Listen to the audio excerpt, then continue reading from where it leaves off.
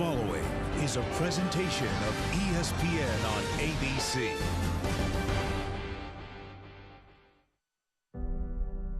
For more than a century, the Indianapolis Motor Speedway has pushed the limits of man and machine. Those limits are defined by who is willing to risk everything. Honestly, what am I supposed to do? Those who take it to the edge without crossing it. Couple more, hang on. This isn't merely road racing. This is a redrawing of the lines. Every corner begging. Come on, get it together. Daring every racer to find a new edge. What are we doing for front grid? To their personal limits. Be aggressive and go. To redraw their own lines in the sand. It's time to uncover a new set of limits. Bring it home. Oh, inside, inside, inside. This is the IndyCar Grand Prix. The month of May starts now. What's your limit? It is a beautiful day at the iconic Indianapolis Motor Speedway, and the first winner's trophy of the month of May is up for grabs not on the famed four-cornered oval, but on the fast and furious 14 turns of the Indianapolis Motor Speedway's road course. Welcome to the IndyCar Grand Prix, presented by Sea-Doo. The green flag is just moments away. And hello from our home for the month of May inside the Pagoda, Alan Bestwick with the 1998 winner of the 580 Cheever and two-time runner-up Scott Goodyear. 14 days. They'll run the 101st Indianapolis 500. But first, the road course race today. What's this race mean to the drivers? Well, Alan, this is Indianapolis, and when you talk about Indianapolis, as we look at the beautiful Grand Prix trophy sitting right here, you really think about winning because you want to be part of history. You know, I remember when the Brickyard came here, the Formula One race, and then the MotoGP, how all those drivers just wanted to win here at Indianapolis. I wish I could put this trophy on my mantle along with the Indianapolis 500 trophy that I never got either, but it's a beautiful trophy. You can always come over to my house and help me clean mine. You're welcome. I'll bring my gloves. Just call me up. But getting back to what you said about Indy, this is a very special place. But let's remember, right after this event, everybody dives into the Indy 500. This is the last chance they're going to get to do pit stops under heat. The last chance the drivers will get some miles in, measure up against other drivers. So this is a really important event, and it sets you up for the big one. Looking to create some momentum if you can today. Now, this is the fifth race of the Verizon IndyCar Series season, and through those first four races, we've seen great storylines from the front to the back of the grid. And you have to think about the power of the cars today, because last year Chevy really dominated, but when you think about it, Honda's won 2 out of the 4 events so far this year, Alan, and they're coming on strong, and the big race is just a couple of weeks away. Some big teams have won races, some small teams have won races, and you have your eye on one particular guy today. I've been bugging you guys for the last 3 days about Montoya. Yes. I really like the way Montoya races. He's a wild man. He's just, whenever it's possible, he dives in there head first and sorts it out as he goes along. I would love to see him have a great race today. This guy's got so much talent, and it's just exciting. You never know what he's going to do. Yeah, it'll be fun to watch for sure. Now, a new track record in qualifying was the first headline of the month of May. For more on that, let's go to Dr. Jerry Punch. Well, this is Will Power's third pole of the year, but he's yet to find his way to victory lane. Will, let me think here. Fuel pump, punctured tire, pit road penalty, untimely caution flag, contact. Those and other gremlins have kept you from winning at least twice this year. How would you sum up your season so far? Yeah, I mean, obviously I've had a few hiccups along the way. I'd say the last 2 races were really good. Obviously, Barber getting the puncher late in the game really, was frustrating. It was such a great day, but can't do anything about it. I've been fast. I've been good in qualifying, quick in the races. So just got to keep pushing and keep knocking on the door, and we'll get a win here soon. Your teammate and fellow front row starter Elio Castroneves says certain drivers just fit a racetrack in terms of their style. He said this place is a Will Power kind of race course. What does he mean by that? It's very, very technical track. There's a lot of complexes of corners, like the turn 1 in through to 3 is very technical. And same with 7 through 10. So you've got to have compromise in there to get it all right. And I really enjoy that type of that technical aspect of driving. Well, maybe today's your day. Good luck to you. Thank you. Thank you. And Scott Dixon is the highest qualified Honda driver today, starting in 4th. And Scott, I know you didn't come here to be first in class, but now that the cars are in race configuration, can you race with the Chevys? That's the goal. You know, we're here to win. We only come here for one reason. We don't come here to place. But yeah, it's you know, I think the weekend's gone pretty smoothly. The NTT data car has been fast all weekend. It's just that little bit, you know, and we know why we're not as fast as maybe some of the guys at the front. But I think HPD and everybody at Honda have been doing a fantastic job with the engine. Hopefully we can get a little bit of fuel mileage and try and jump some of them today. But we'll have to see. I think here the biggest unknown is always turn one going here at Indianapolis. Now, you've mentioned that missing piece is at the end of the straightaway with some drag. Can you defend your position early on? We've trimmed a lot, so you know the unfortunate part is we may sort of meet them, you know, halfway on the drag, but we're just running a lot less downforce too. So you know, hopefully we can look after the tires. The added heat this afternoon should be interesting, but fantastic weather for here, you know, for everybody in Indianapolis, and hope all the fans and everybody can enjoy it out here today. And hopefully we put on a good show. But hopefully the number 9 NTT data car is up front. Great start to the season for Scott. Second in points, only 18 back. Remember, this guy, Juan Pablo Montoya, did a little bit of winning in like Formula One, NASCAR, Daytona. Oh yeah, he's got a couple of those Indy 500 victories. He's been on a bit of a holiday, but he is back, officially running the Grand Prix as a tune-up for the 500. So what's it like getting back in the cockpit? Is there any rustiness, or was it just like getting back in the saddle? It was really easy, to be honest, to get back in it. You know, now we got to go through emotions of the race, but I'm excited. You know, Fitzgerald, Glider Kit, Chevy's been really good. I'm glad to be, you know, partnered with them. Great people, great companies. Just really happy to be involved with Team Penske again. Okay, so officially this is just a tune-up for the 500, getting you and your crew back together so you know exactly what it's like. But are you thinking it that way, or are you thinking winning this race? Well, we're going to go for it. You know, I always go for it. But, you know, we want to take the pressure away from all the guys when we get to the 500, you know. Get all the mistakes out of the way, and we'll be fine, you know. Montoya, you never want to count this guy out. And he has a great starting spot, Rick, in 5th position when we go green. The command to start engines and trouble in turn 1? Possibly. Details when we come back and get the Grand Prix at Indianapolis underway.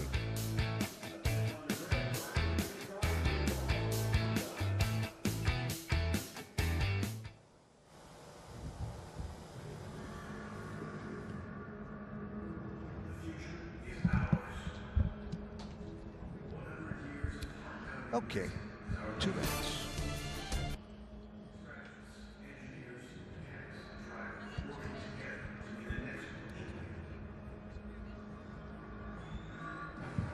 All right. IndyCar Grand Prix on ABC, presented by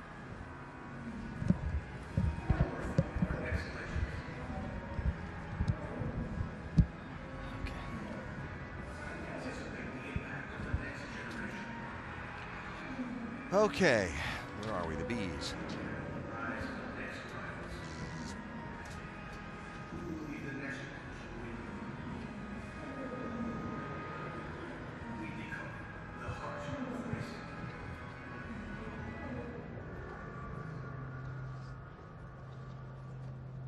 One, two, three, four, five. This is Scott. 1, 2, 3. Thank you. Oh, thank you. Thank you, Dennis. Let me know if I'm not loud enough. What?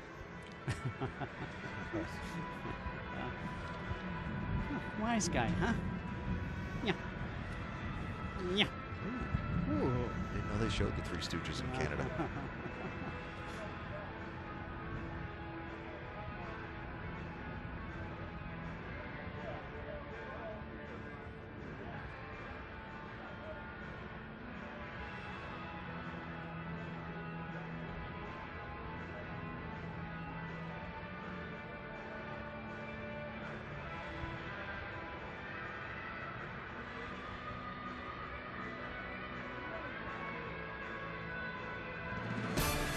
IndyCar Grand Prix on ABC, presented by Sea-Doo.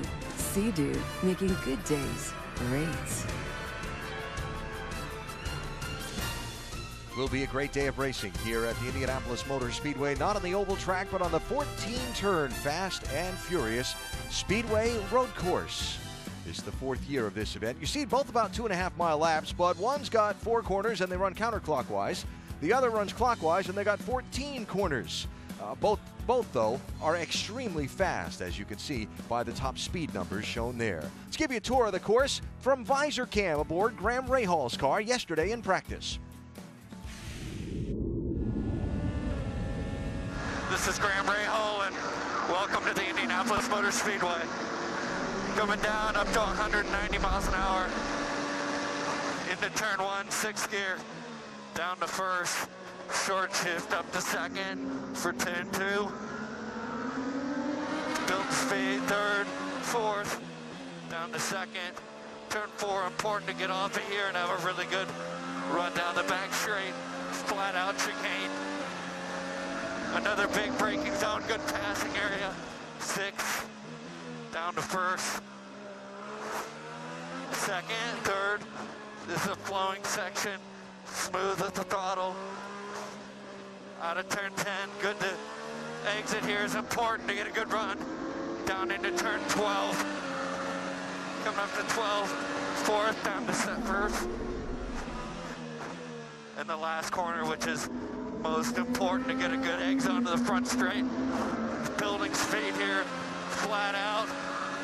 Making a run down to turn 1. Great passing zone. Thanks for tuning in. And thanks to Graham Rahal for the tour. Now, he mentioned turn 1. There's a look at it. Down the main straightaway of the Speedway to a hard 90-degree right-hand turn. And in each of the 3 runnings of this event, we've had trouble there on that front stretch and in turn 1 on the first lap. They did a standing start for the first running of the race. Pole sitter Sebastian Saavedra's car stalled, and it was chaos and some hard hits as everybody tried to get away. Then the second year, 2 of the best in the business, Dixon and Castroneves tangled. And I don't know how it happens. They're extremely talented, but they just run out of room. And I think it's a good chance that'll happen even today.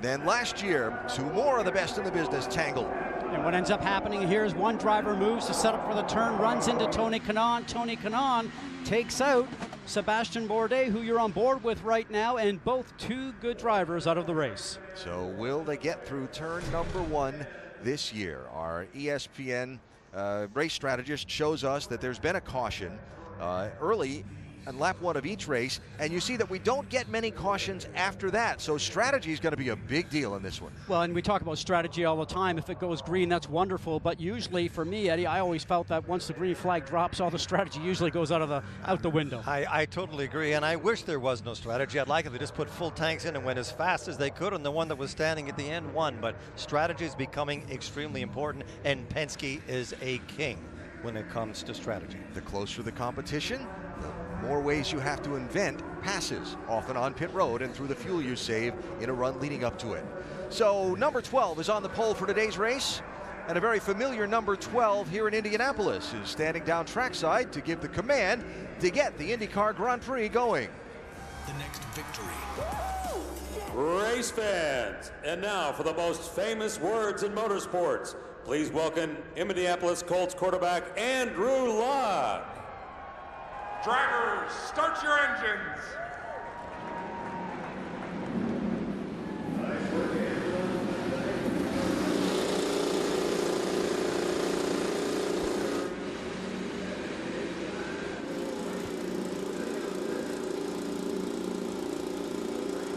You gotta love it. Race engines are running at Indianapolis in May. The build-up to the 101st Indianapolis 500-mile race starts with the run to turn 1 in the Grand Prix. We'll see that next.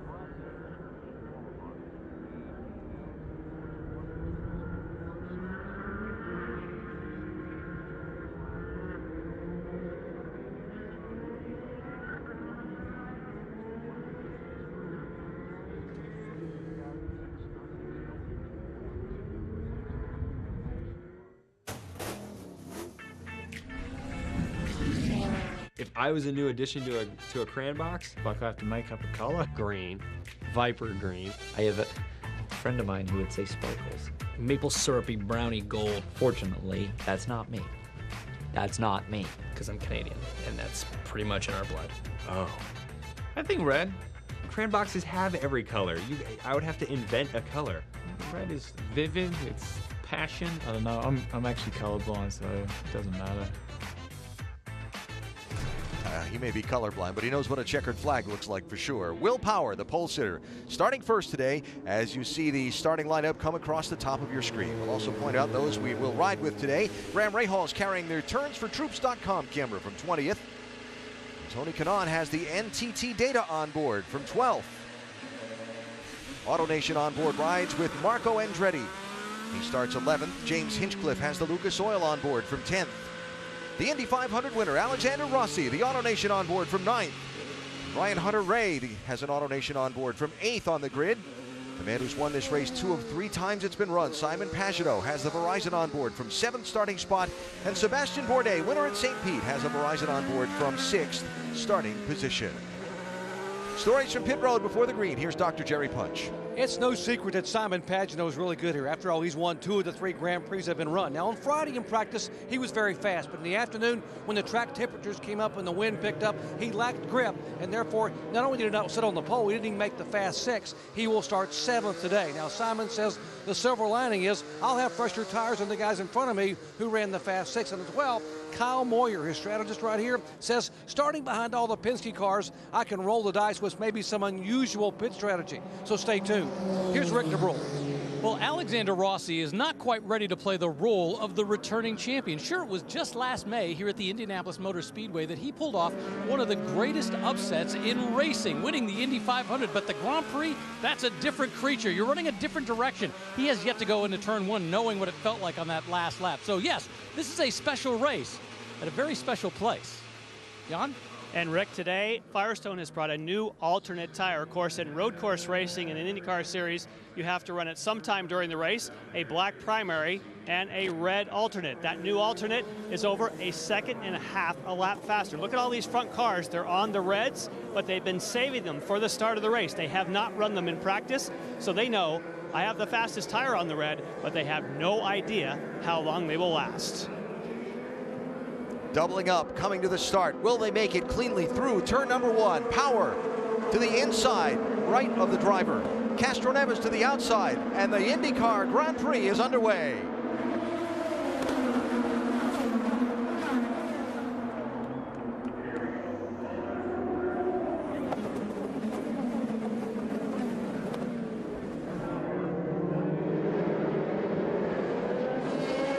And they've made it through turn 1. Yeah, there's 13 more to go. Saw Elio Castroneves just tucked behind Will Power at the start, tried to get a draft, tried to go around the outside into turn 1, but Will Power had none of it, and he's off and running. That's Bourdais down the inside, trying to get a spot on Pagenaud. Pagenaud loses another spot. Oh, turn 7 back there, guys. I saw guys in the grass. Got a car off the course. Tony Kanaan has gotten off. You see he's continued.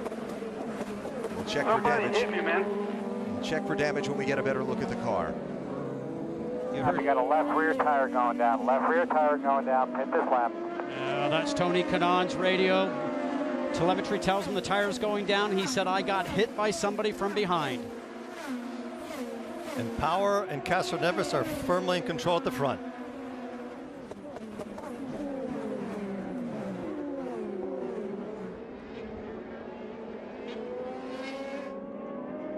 Ryan Hunter-Reay, Simon Pagenaud. We look further back.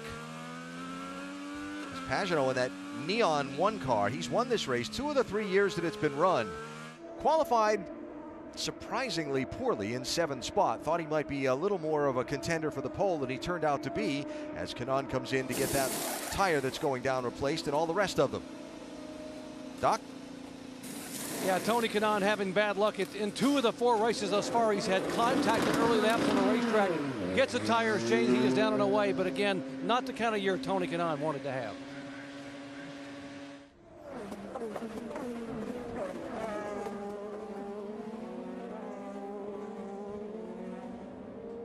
So as Kanaan rejoins, we try and take a look at what might have happened to him. You know, when you look at this right now, Tony Kanaan, you're going to see him right here as we're going to go ahead and roll this. He's going to come through the turn. Car coming from behind. Just slices the back of the tire. You can see that right there. Hits the rear wing, spins Tony around. That's 27, it looked like, of Marco Andretti. I think the one that might have gotten him was 19, Ed Jones. They were side by side going in. See if it's the car to the left here that gets him. Can't tell, can you? Yeah, it almost looked like the right rear pod of Tony Kanaan's car was hit, which I thought was Marco, and looked like Ed Jones was in there too. So just no luck overall, no matter who's hitting him. If it doesn't make your day any better, I can tell you that. I've lived that one. Doesn't matter who it is, right? Yeah. And if you sit down and think about it afterwards, there really is such a little amount to gain, Scott, in those beginning first laps. Look what happens. Well, you know, I've talked about that before, but we've never done it. We just go ahead and try to make the best you can in the start. Now, second place, Helio Castroneves might have hit. Oh, here's a piece of debris. And there it is. Now Dixon got a piece of it too. And Dixon got it also. Yeah, so the danger in that is, will the tires start to deflate because you've run over the debris? Remember, these are a slick tire. It's not like the road tire on our car that has treads and grooves and can really withstand a puncture like that. So at the end result, the teams will watch on their computers in pit lane to see if the tire's going down and alert the driver. And that is really driver-friendly technology. Oh, who's going down the escape lane? That's Bourdais. We blew up. And that is not. Motor failure? By the sound of it, and the trail behind, yes. He's leaving clues. It sounded bad, and there's oil coming out of the back. Well, Sebastian Bourdais, who was the championship leader going into the last race at Phoenix, got caught up in a turn one, lap one crash that knocked him out of the lead in the championship. Now could be, well, the first car out here at the IndyCar Grand Prix. You know, it's interesting. One of the smallest teams on here makes the Fast Six in qualifying, is up there with all the big teams like Penske, like Ganassi, and he said this morning, man, I had a great car, and I felt like I should be in the Fast Six of qualifying, which he was. So when you think about it, the small team is really achieving their ability when you look at it compared to the big teams, Eddie. And he started off with such a push at St. Pete when he won that race starting from last. But right back here, we have Power and Castroneves and Dixon. So we're right in the middle of a Chevy-Honda battle. Jan? More information on Sebastian Bourdais. You've talked about the Dale Coyne team and what a great job. And I think, Scott, you said punching the button. But for him, and we'll get back to you when we get have a mic issue. Yeah, we got to get our pit crew to hop on that one, Jan. We'll get the stagger adjusted on that microphone and have you right back in the thick of things here in a second. Marco Andretti, you're looking at there, race control, and the three-steward panel reviewed the incident, and Marco will be penalized a pass-through penalty for avoidable contact. He was the one they saw on their video, which includes the onboard cameras and everything else they've got, that got into the back of Tony Kanaan. And I think that is a really good system that they have. They have three people looking at it. They can get to the bottom of it, Scott, really quickly, and it just puts all the doubt aside. You know, it's very difficult because when you're on the start of a race or a start of going on a restart, you want to make up time, so you're pushing as hard as you can. Much like Marco was doing when the traffic slows down in front of you, sometimes you just don't get slowed down fast enough and end up hitting the car in front, which is exactly what Marco did running into Tony. You have to take those opportunities, but you have to measure which ones to take and which ones not to. In the beginning of the race, there's a big trap there. All right, Marco, we got a drive-through penalty for contact with Kanaan. We're arguing it, but we got to have to pit this lap. We got to pit this lap, drive-through penalty. So when you get that message from your race strategist, it never makes you happy, does it? Oh, I can tell you, I had it here one time at Indianapolis, leading the Indianapolis 500. Yeah. And I didn't come in. Yeah. So, I mean, what's the advantage of that? How'd that work out for you? Well, and they docked you, and even though you crossed the line first, they still docked you. But in this situation, it's early, and he has an opportunity to make it up as the race goes on. Not in my case, which is just a handful of laps to go. And he's reacting well. He hasn't answered back on the radio. He knows he has to come in. Charlie Kimball sliding by Marco there as he sets himself up to come to pit lane. Marco running now in 16th place. From Andretti's onboard camera. Looking left side, he's there. He drove into the back of him. picked up a passenger on the way. All right, so here he comes for the pass-through penalty. This will be at the conclusion of the 6th lap of the race. 85 laps in this one. They've extended the race distance 3 laps from what it had been in the prior 3 years of running. Drive through. Which means the chance of anyone making a 2-stop race out of it is pretty much nil without half the race being run under caution. So everybody will make 3 stops today. This does not count as one for Marco because he can't stop. He has to drive through.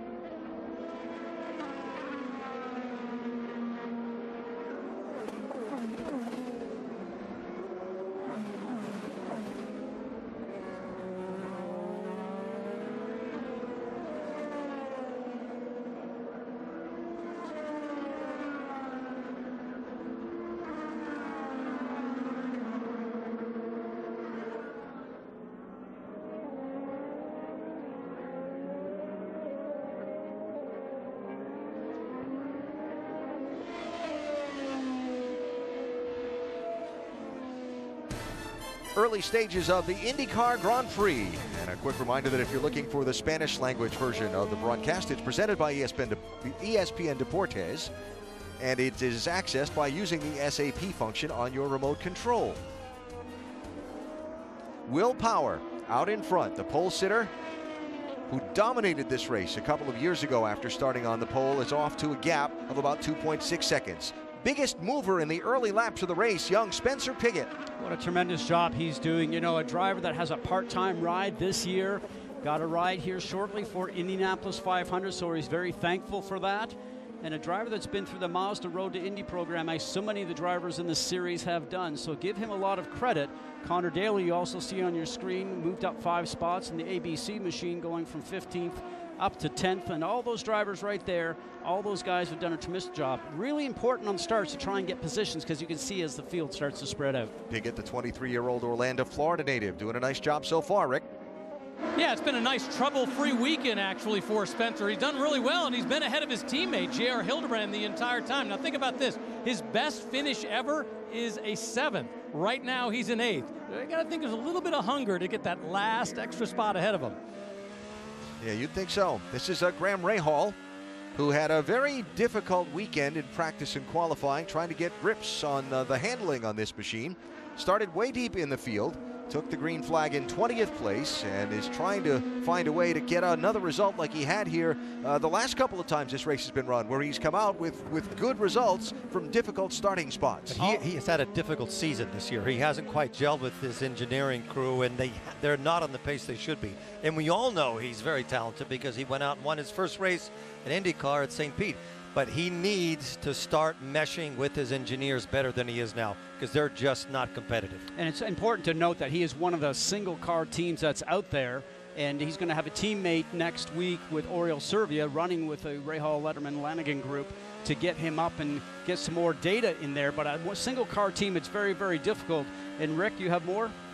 Well, yeah, in fact, he just came on the radio a moment ago talking to the crew. They asked him how it was, and he said awful. Now, it's important to point out he is running on the black tires. He feels the red tires are significantly better.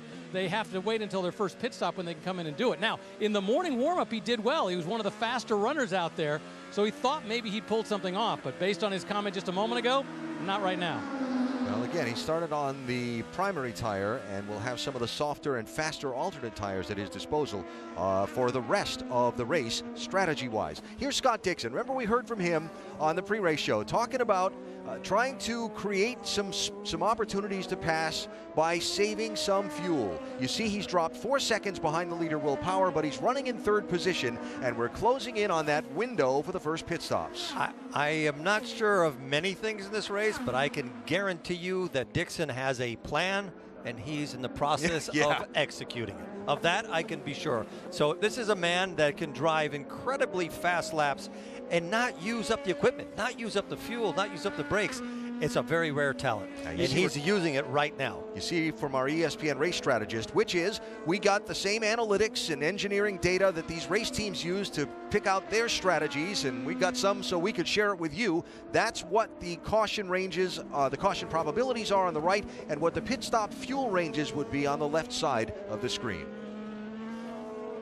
So getting up to the beginning of that first pit window. So we'll take a break here, come back and set you up for it. Will Power is the leader so far.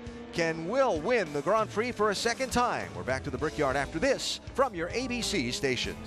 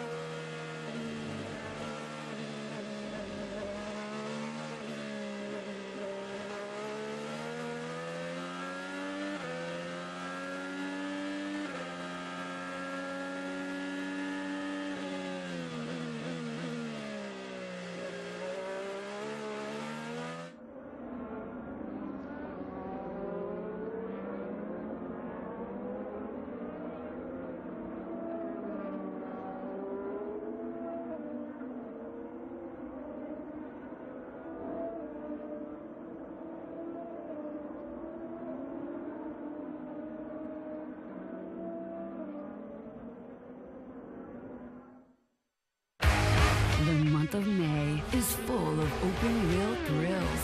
The knuckle-biting Indianapolis 500 pole qualifying, followed by the 101st running of the Indianapolis 500. Racing's greatest month on racing's greatest track. All on ABC. They will spend overnight tonight with the Speedway crew flipping the track configuration from the road course layout for all of the oval safety features. They will spend tonight and tomorrow, the race teams, converting these cars over to their oval track configurations, and practice for the 101st Indianapolis 500-mile race begins with rookie orientation at noon on Monday, and then open practice starts at 2 in the afternoon. Alexander Rossi was a rookie a year ago. Brian Herta and company engineered a way for him to pull off the upset win. Now he comes back as a sophomore, and you see here as he runs in 6th position in the Grand Prix. And he's leading his teammates at Andretti Racing. He's running 6th, and Hunter Ray is 7th. So he has really made a lot of progress, Scott, this year, hasn't he? Well, I just love watching the Honda telemetry because watch the throttle hard onto the brakes down here into turn 7, down to first gear, watch up through the gears, so winding through this section here. I did this in a vintage car a couple of years ago, and what a workout this is. Accelerating now to turn 12, watch the speed here.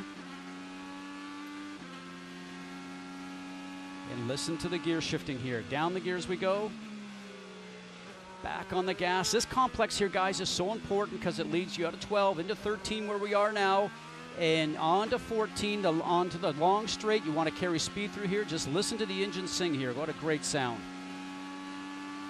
4, wheel 4.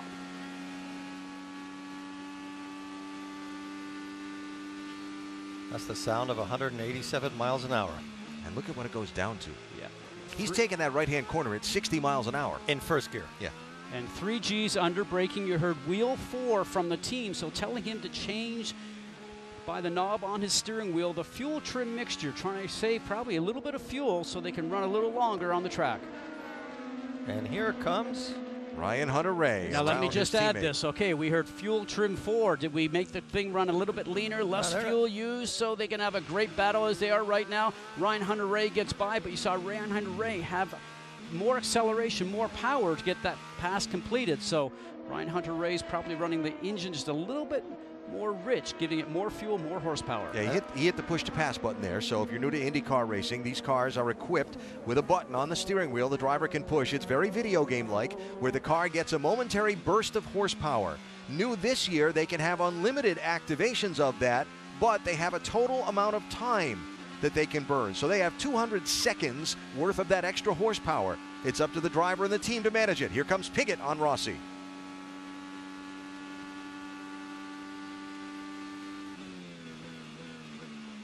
We're at that point in the race where the engineers are almost setting the pace of their car. They're saying we have to make an extra lap, so you're going to have to use a little less fuel. And I think that's, as you said, what just happened with Rossi. And also, I think when Hunter-Reay was passing Rossi, he was kind of telling him, I'm the boss here. Get behind me. There's a lot of that goes on in racing, Scott. You have to do that. You have to put your imprint when you're inside of a team. I can think of times that you and I had that. You guys had more than your share of imprints on each other on the track. Which is why the pairing of you in a broadcast booth is always such an interesting thing. We got stories, folks. We got stories. What a nice drive for Spencer Piggott. Impressive because he really is part-time and running for Ed Carpenter Racing on all the road courses. When Ed is going to take over the duties, running at the Indianapolis 500 and all oval events. And as a young driver, when you are trying to make a full-time occupation of this, you take any ride that's available to you. So now for Spencer, getting a ride for the Indianapolis 500 with Junko. So look at this, car sliding around, and the number 5, James Hinchcliffe, is in pit lane. Here's your first pit stop under green flag conditions. So Hinch's team with the first strategy move, Jan. Yes, and he's been complaining that the rear tires have been going. Remember, we talked about these alternates, that they don't have much longevity experience out on the racetrack. They're going to make a tire pressure change, and there was a little bit of a slow right front lug nut. They had to go back up on the jack again. So not only does James Hinchcliffe have a car he's not happy with, now he's just lost some time in the pits. Perfect combination for making a driver happy. Change of position, Ryan Hunter-Reay around Juan Pablo Montoya. Now Spencer Piggott all over the back of the 2-time Indianapolis 500 champions car.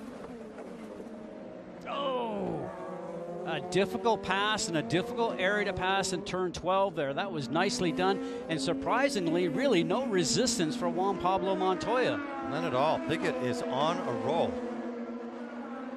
He has to keep up with Hunter-Reay. If he can keep up with Hunter-Reay, Hunter-Reay will get to the front. Simon Pagenaud around Alexander Rossi, or positioning himself to do so. Turn 1. Boy, they've really dialed down Rossi's engine trying to save fuel. Front of the pack, the gap between Castroneves in second and Power in first has closed. Is Power saving fuel, or is the handling of his car giving up a little bit the more laps on this set of tires that they run? Just getting to the beginning of the pit window. in the IndyCar Grand Prix presented by Sea-Doo at the Indianapolis Motor Speedway Road Course.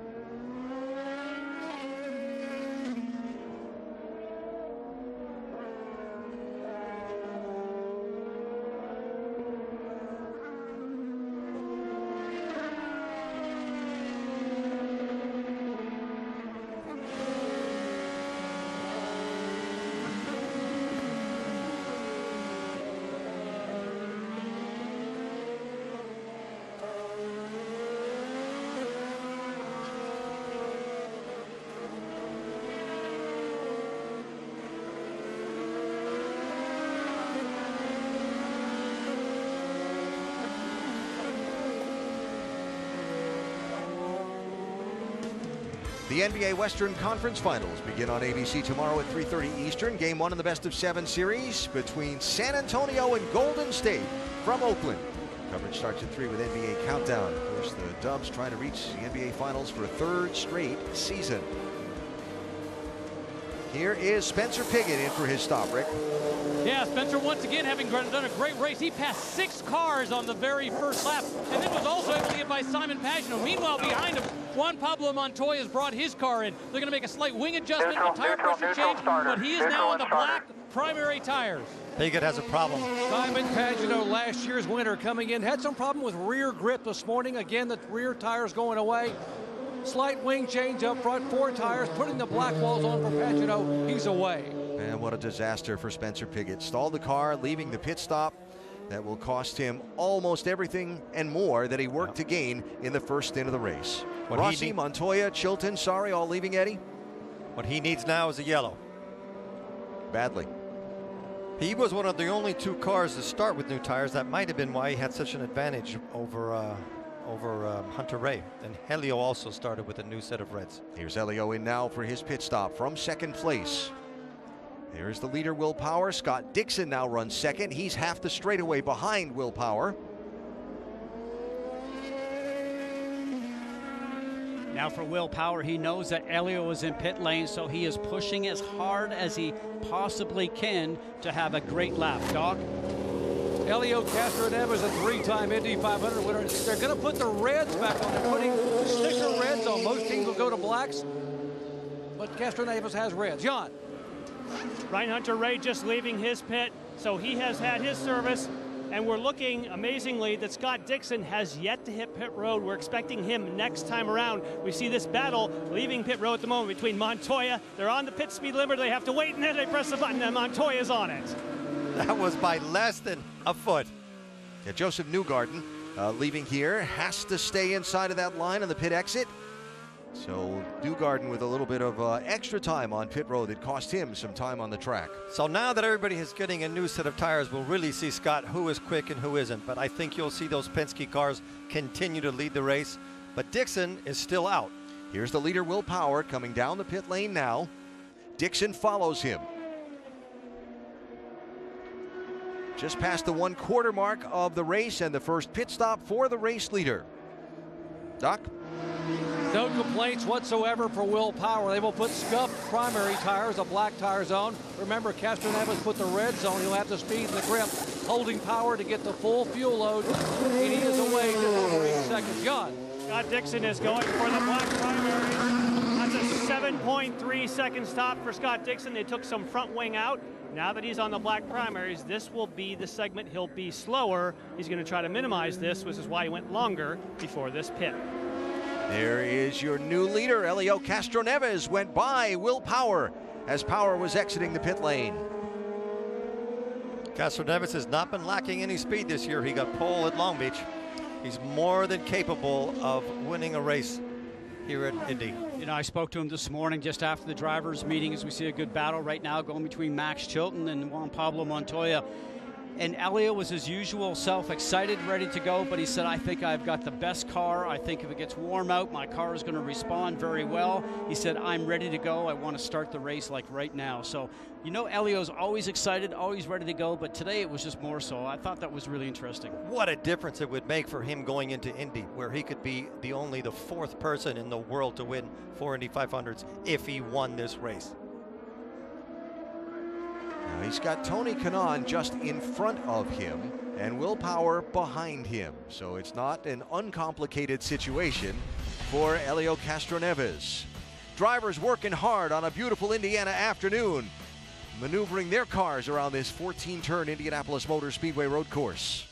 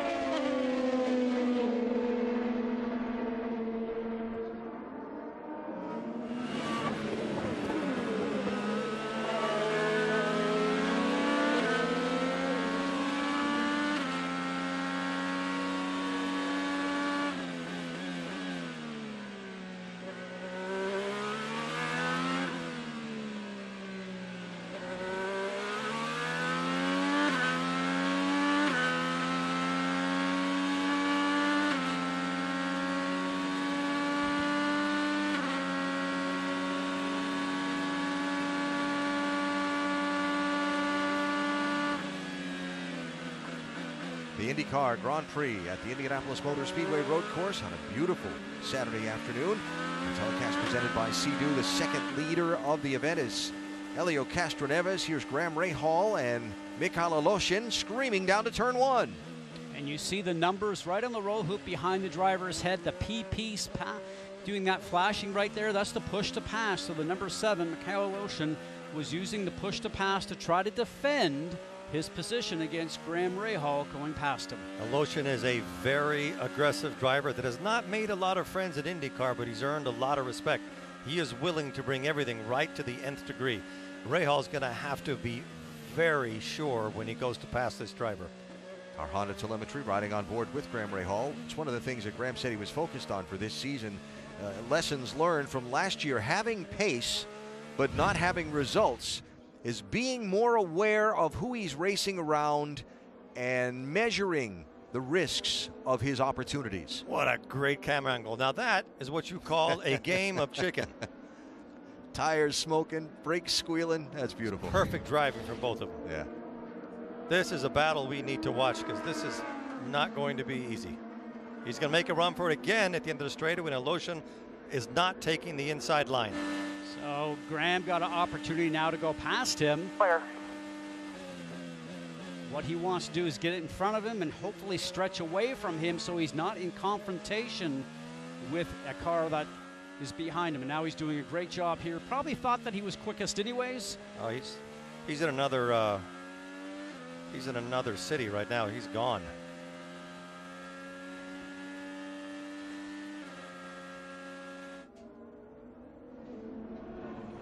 So Graham Rahal in 13th after starting the race back in 20th place. That's an improvement from where he was in well, and he's on the red tires for the rest of the race now, right? On the softer tires for the rest of the race. Remember that last year he qualified up front, had his time disallowed because his car was underweight after qualifying. He went all the way to the back of the starting grid and came all the way through to finish 4th. So making something in this particular race on a bad starting position is not something that is not done before by Graham. Simon Pagenaud 1, James Hinchcliffe 5, racing for 6th and 7th.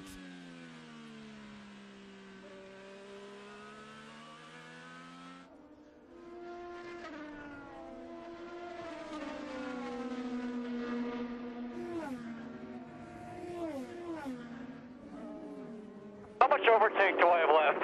121. You got to keep me posted on that because my dash says 7. Well, that's a problem.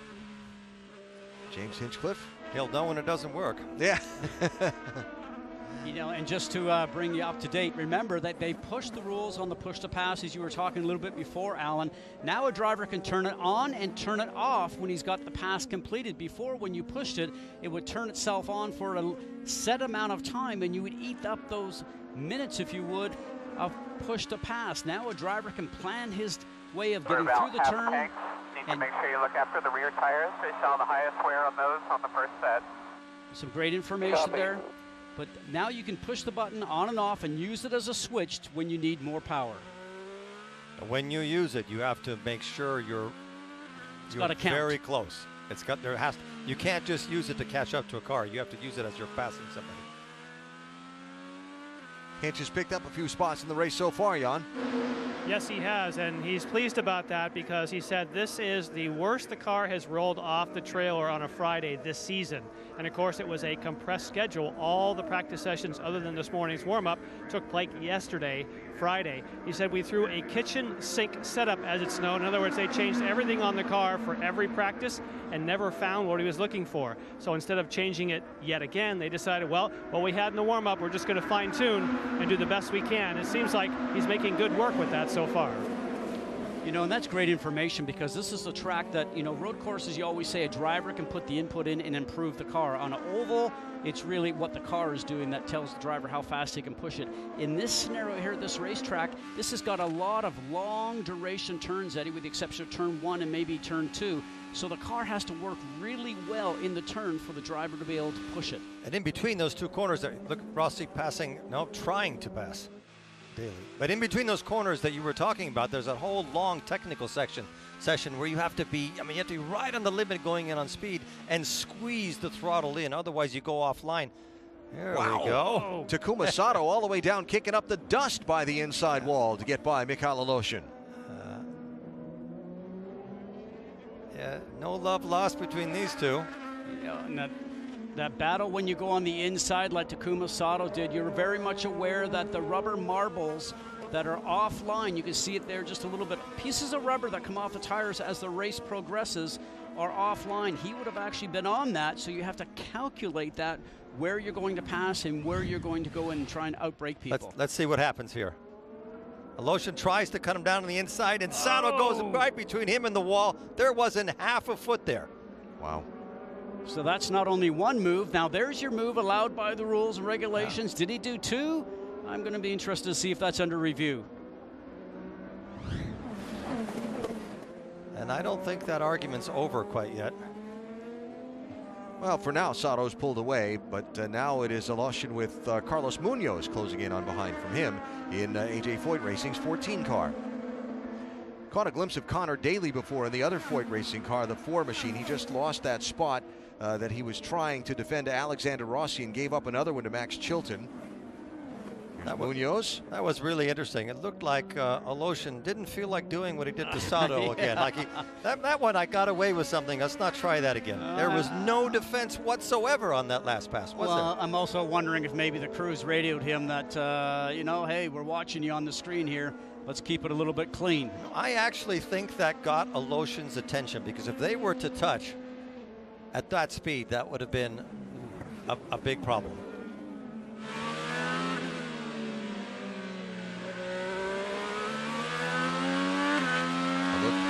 The Indianapolis Motor Speedway Road Course from Simon Pagino's car. Download IndyCar Mobile and access exclusive live in-car cameras, hear driver and pit crew chatter, and more only on Verizon. Elio Castroneves, a 3-time winner of the Indianapolis 500-mile race, is the leader. He got the lead on an exchange of pit stops over his teammate Will Power. We're back after this from your ABC station.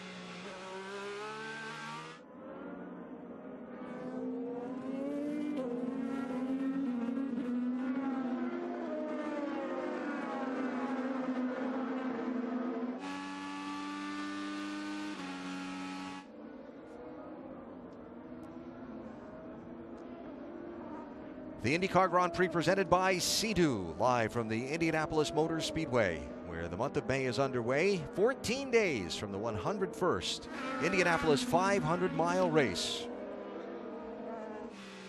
Hinchcliffe and Rossi. This is for 7th and 8th. And Rossi is not going to take no on this one. And you can see the illumination again of the PP push to pass for James Hinchcliffe, and you got to believe for certain. And that one's done. That was a textbook pass on the outside. And Max Chilton joining in now in the fight. Which is perfect for Rossi because it takes Hinchcliffe's attention away from him and he can get some distance. Remember in that first stint, we were riding on board with Rossi when his crew told him to go switch his wheel to position 4, and he slowed down and started losing positions. He's making some of those up now with speed on the racetrack in that 98 car. He's having such a better season this year than he did last year on the road circuits.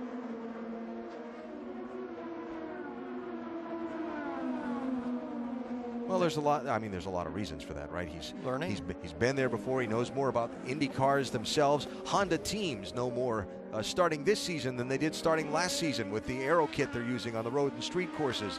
So many things. The Andretti team in general is running better. Let's not forget about his confidence. And he says he's in a completely different space than he was a year ago as far as comfort on the IndyCar circuit. We forgot the most important thing, and he's this year's Indianapolis 500 champion for at least another, how many days? Well, he's a champion forever. Right? Didn't you just invite Scott over to your house to polish your Borg Warner trophy? Okay, I misspoke. For the current. Yes. Ah, there you go. I think he's going to get better and better as the season progresses. What I'd really like to look at right now, look at Castroneves continues to lead. And he has quite a distance between him and Power, 3 seconds. Well, 3 seconds, and I was thinking it might be more. You can see the red sidewall tires on the number 3, the Verizon machine of Helio Castroneves, and his teammate Will Power put their standard black sidewall tires on. And I really thought that Castroneves would pull away a little bit further, because remember, Castroneves still has to use the black tires. Doc, you have more?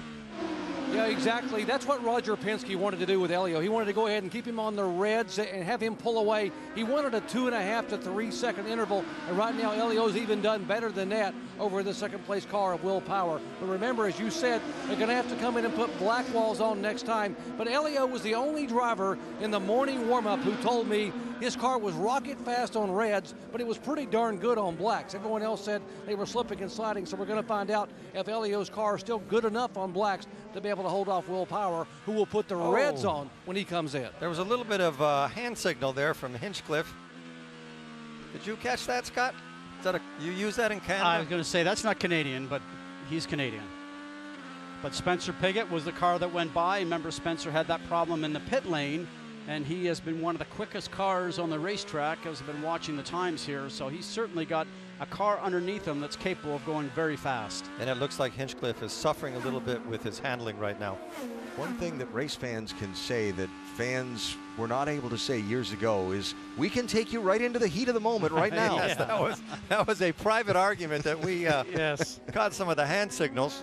And driving these cars is very emotional because you're putting everything out there. I mean, these guys today are driving, 70, 75 degrees, but I tell you, inside that cockpit, Eddie, as you and I both know, boy, it's a workout. There's no power steering, no power brakes, and you'll lose probably about 4 or 5 or 6 pounds of fluids today. So very much a physical effort, a mental effort, and it's an emotional drive for sure. Look what Rossi's doing. He's now in a battle with Pagenaud. Rick? Well, and think about this. Number one, you've got a guy on red tires, the alternate tires in the back, a guy on primary black tires in the front. We've been talking about how, number one, those aren't as good, so it may not be long before Rossi eats him up. But let's also talk about the fact that this is a perfect track for Rossi. He comes out of the European circuits, where they're much smoother, much nicer in terms of the overall effect. And in fact, he said this is a European-style track. He'd had one of his best races he felt here last year, and he expected to have another one today, and we're seeing it. Very well put. Beginning to work our way now into the window for the second round of pit stops. And the tire strategies that have been discussed, Doc just mentioned it a minute ago, between the top 2 cars will continue to unfold here. And it's one of the complexities of this form of racing. You look at these things and you say, okay, who's saving what fuel? I mean, the lead change between Castroneves and Will Power, was that all just on a quicker pit stop? Well, the data doesn't necessarily say that. So did Castroneves have to wait for less fuel than Will did? Definitely suggests that. Now Castroneves on the red tires, Power on the black. Helio has to put black tires on the primary tire, in theory slower off the bat, soon. So he's set up for the last stop at the end of the race. So it's intriguing to see who hopscotches who, and every pit stop sequence is an opportunity for the lead to change. Let me add one more wrinkle to that. You talked about Castroneves and power. Dixon has fallen farther behind at 13 seconds from power. Yeah. I would venture to say that the car that is using the least amount of fuel right now is Dixon, and that plays exactly into what you were talking about. But at the same time, there's a point when you're too far back for that strategy to help you get the lead. 13 seconds is a long way back. We can speculate about all of this and what might be. The best part is we get to hang around and find out what will be in the IndyCar Grand Prix at the Indianapolis Motor Speedway. Hang on, Mikhail.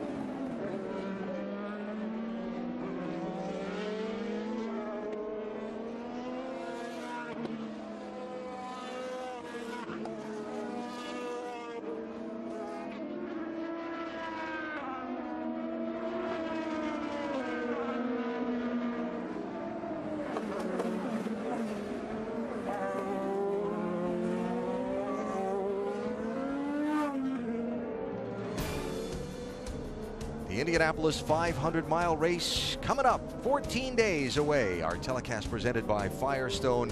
We start at 11 a.m. Eastern time here on ABC. The last few years particularly have been thrilling races, and we expect more of the same in a couple of weeks' time. Look forward to it and hope that you'll be with us for that. The month of May kicks off with the IndyCar Grand Prix. Will Power, the first of the front runners to make a move to pit road. Doc?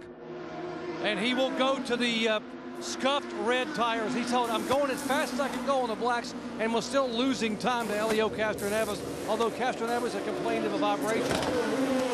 Oh, Rick. Spencer Pigot brings the car. And remember, he stalled after his last stop, so the key here is getting it out. They were debating about whether to do a wing adjustment. They've decided to do that. He gets away cleanly. Doc? Here's Simon Pagenaud, defending series champion, in for his pit stop, and he will go to the red tires. Pagenaud still having a little bit of an issue with rear grip going away with the car, even though they've tried to adjust the rear bars. Seem to have a little trouble getting away there also. Also having been in on pit road, we have seen Connor Daly come in and stalled his car while leaving. As J.R. Hildebrand, Charlie Kimball's car has pulled off the race course down in turn one. This was a few laps ago, and Kimball has climbed out of the car, had a little bit of liquid trailing from behind it as he pulled it into the runoff area. So Kimball, who finished 5th in this race 3 consecutive years, will not do so today. Now for Helio Castroneves, you see in the silver Verizon car right there, he really wants to get around Takuma Sato because this is his couple of laps before he's going to pit. He is trying to put some space on as quickly as he can to the number 12. And Jan? Scott Dixon's coming in to get rid of his black primary Firestones. This should be his only run on the blacks. They're going now with scuffed reds. Not expecting any changes. Wow, nice click. Wow, they dropped it off the jack. Sub-second seconds. Rick? Meanwhile, Alexander Rossi came in with a nice clean pit stop. They are back out. Pablo Montoya in, making his pit stop. So now we watch Castroneves. Need to watch the gap between Castroneves and Dixon as Rossi leaves the pits. Remember, on the last set of pit stops, Power led. Castroneves pitted first. Then when Will went down the pit lane and came back out, Helio was ahead of him. In this time. Stop it. The captain, Roger Penske, calling the strategy for Castroneves. That's Takuma Sato just in front of the race leader. He's just off the pit lane on fresh tires, so where he was closer to the front wing of Castroneves' car before, Sato pulling away on the fresh rubber.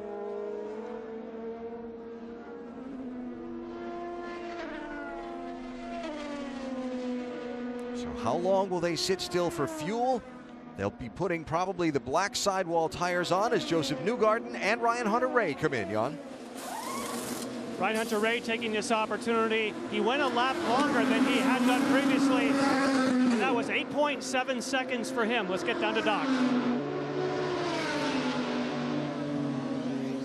Joseph Newgarden in for his scheduled pit stop, putting the red sidewall tires on. And interestingly enough, when they told Helio to stay out one more lap, they're talking about a tire change in strategy here for the 3 car. It looks like they are not going to put the black primary tire on. They're going to bring Helio in this time and put scuffed red tires on and save the blacks for the final step, meaning he's going to have to drive his behind off, be able to hang on in the final step. But they're going to put reds on this time when he comes in. All right, Doc, he's on the pit lane now, working his way toward you at that pit lane speed limit. We'll keep an eye on Will Power and Dixon and Castroneves as Helio's crew gets set to go to work. Doc? They have been among the fastest on pit road at Barber in Long Beach. 6.5 second pit stop, 6.8. What can they do in this one? They've got to get him out quickly. Watching Will Power. Down and away, over 7.5 seconds, but the red tires have gone on.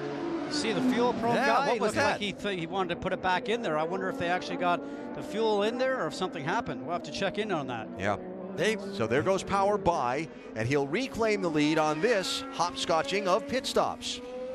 And again, that plus the strategy play by the Penske team to put Castroneves on the alternate tires, the softer tires, forcing them sometime later in the race to put the black, slower, if you will, tires on. And that changes the whole complexion of the race. Yeah, now let's watch the pit stop. The fuel probe guy has got the fuel probe out. Now let's watch here. And he almost got his foot run over. Yeah, so I was thinking you might want to go and put that back in, but you know, it's interesting because Helio spent a lot of time behind Tony Kanaan, could not get past him, and then once he was, the next car in line coming up to Tony was the 12 of Will Power, and I think they saw he didn't want to get stuck behind Kanaan, so they called him in the pit lane. I think that was a good strategy move. So just past the midway point of the IndyCar Grand Prix at the Indianapolis Motor Speedway road course, Will Power led the opening segment. On the first pit stop, Helio Castroneves got by him. On the second pit stops, Power back by Castroneves and out in front of the race once again.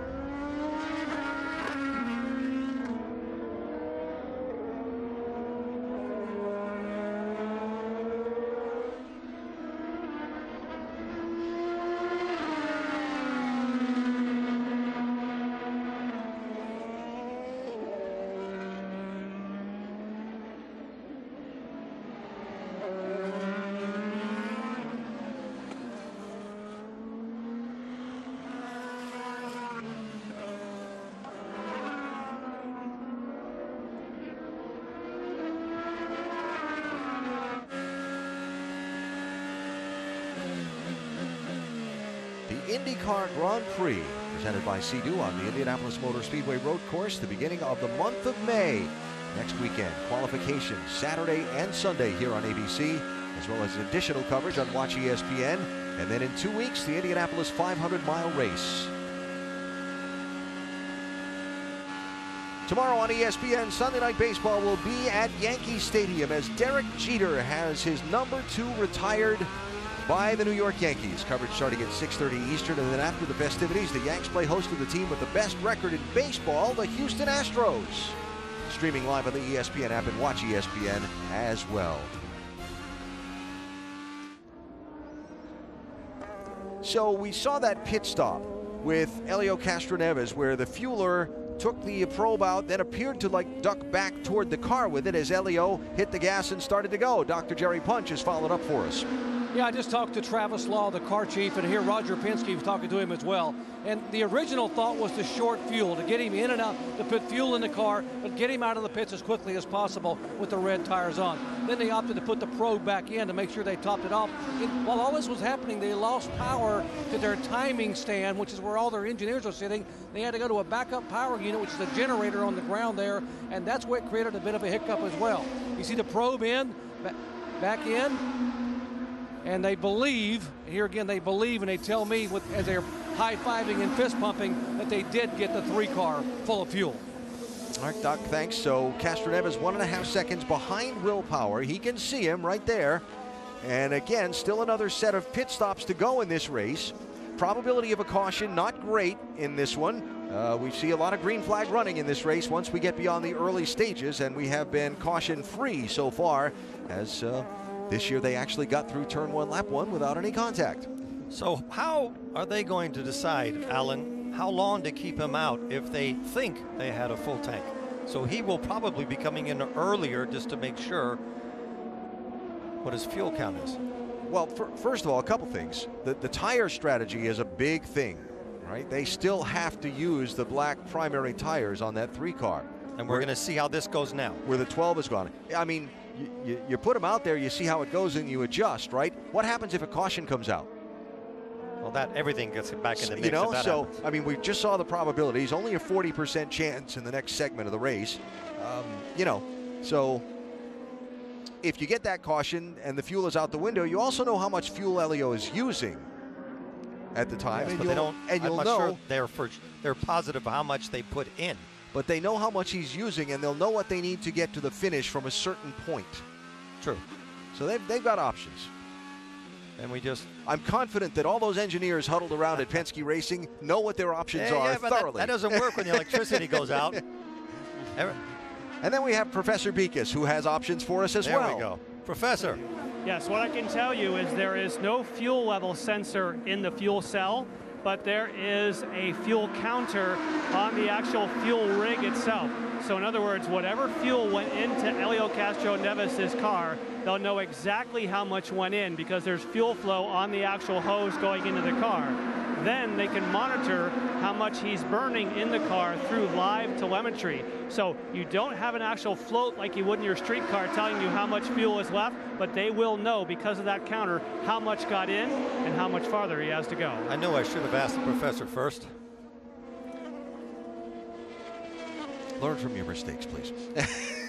And you just saw Helio in turn 1 just go a little bit wide there, yeah, so you know that interesting. he is pushing as hard as he can. What's interesting to me, guys, as we watch Alexander Rossi right now and Juan Pablo Montoya directly behind him, I like what Will Power has done because he was on the black tires, went to the red. His next set's going to be a red. As the track is changing here from temperature, from rubber going down, he gets to tune his car and tell his team what kind of changes he needs, whether it's wing changes or maybe a tire pressure change, which we won't see them do. For Helio, he's going from the red set of tires that he was using for the last 2 segments, be going to the black. Will they get the adjustments correct, wing tire pressure and what have you? His car could be a bit of an unknown for him. So I like what Will Power has done in their strategy on the tires. But you have to add the element that the track is getting rubbered in. There's a lot more rubber every lap that they run. So we don't really know if the blacks or the reds will be optimized in those conditions. Well, that's what Montoya there chasing Alexander Rossi. Juan Pablo back in 10th position. Rick DeBrule reports up from pit road. They had a hiccup on their pit stops, both of them, and that's what they're trying to work out today to get this crew, the 5th Penske Racing entry into the Indianapolis 500, ready to go. Will Power leads, and we're back to Indy after this from your ABC station.